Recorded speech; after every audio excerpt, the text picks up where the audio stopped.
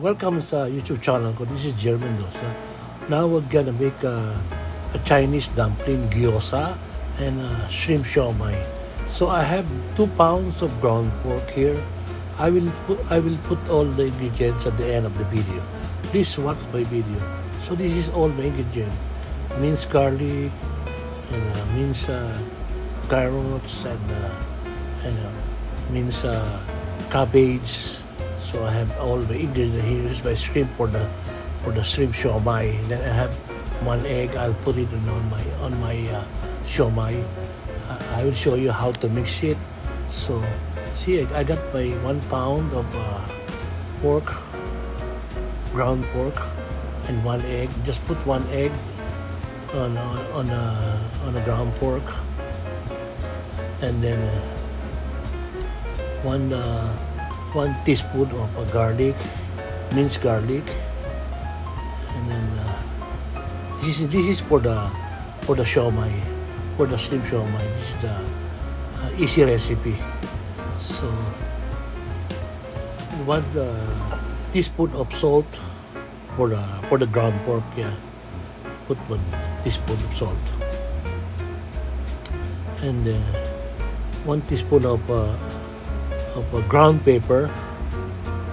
Then put the minced celery. So I already minced it, and minced garlic and the carrots. Just mince it. I already minced it. It's like 2 pounds plus the green onion, green pepper onion. So this is the mixture of my siomai shrimp. Then let's put sesame oil, like 4 teaspoon of sesame oil for the siomai. So just put 4 teaspoon of the sesame oil.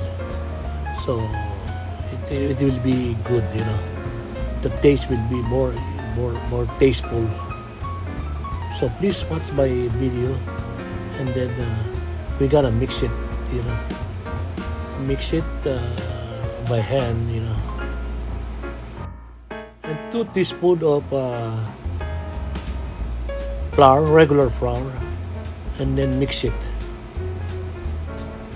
Start to mix it.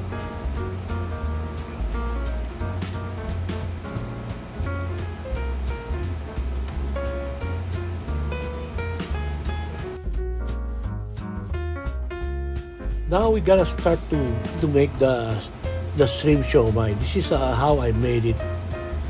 Yes. So see my hand, and I just put the cup or one teaspoon of siomai on the top, you know, on the wrapper, the siomai wrapper.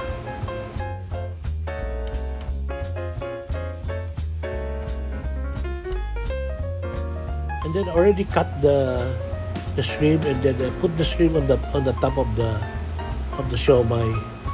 So like this. This is how I make the shrimp homemade siomai.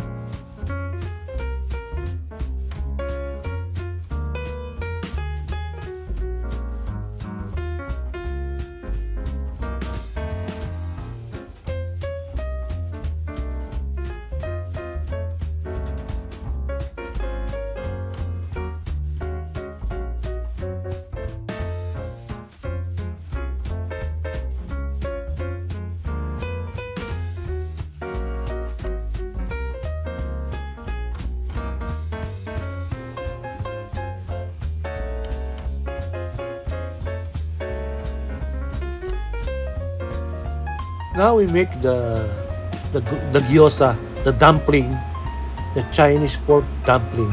So this is my 1 pound of ground pork.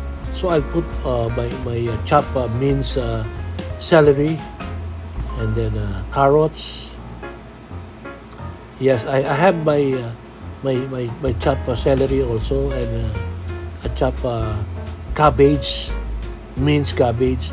So I have my crab, minced crab. So just mix it. So I putting like crab on my dumpling, and one spoon of minced garlic. More garlic will be tasteful. So we'll put one teaspoon of salt. Yes, teaspoon of salt, and one teaspoon of ground pepper. Yes, and then four teaspoon of sesame oil. Just mix it with your pork. So this is how I make the Chinese dumpling gyoza, pork dumpling gyoza. Now we start to mix our dumpling gyoza. So we'll make the dumpling gyoza now. So this is how I make my dumpling. So watch out how I made it. So I get I'll make put it in the gyoza wrapper. So this is the dumpling that I make now, and then I'll show you how to cook it. So I will show you all the ingredient at the end of the video. See, this is how I made. Just put the gyoza. This is the gyoza dumpling. So that put it like this. Yes, it'll be nice, you know. It's very tasty. So just like you bake the pañada or something like that. So this is just put at the end of the wrapper. So you can also use water or cornstarch to make the dumpling and stick to each other. So just put it like this. Yeah. This is very tasty and it's easy to follow recipe. Please watch it, and thank you for watching.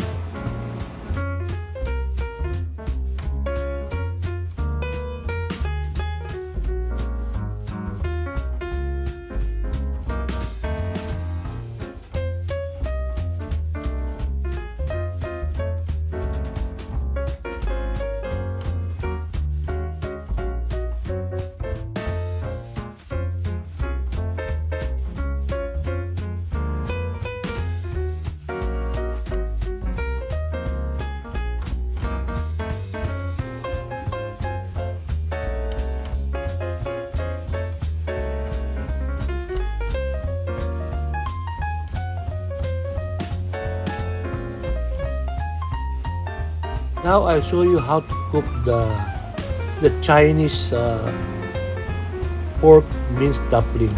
So just heat a little bit of oil and just fry it like this, and then yes, you fry it like this, and put a little bit of water and cover it. Now cover it for like 10 minutes. Now this is my siomai. I'll put my siomai now for like 30 minutes cooking. See? So cover it for like, let's go back to our Chinese pork dumpling. Put some water and cover it, so it will gonna be cooked more.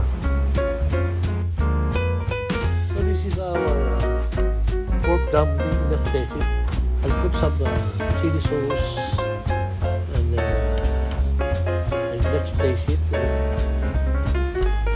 is my dumpling. Put in the chili sauce and soy sauce. Very nice taste. Let's taste it. Wow, sarap. Thank you very much for watching.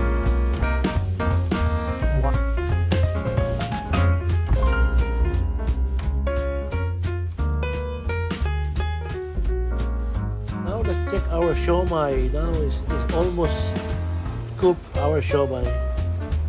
And we will taste it. And this is our shrimp pork siomai.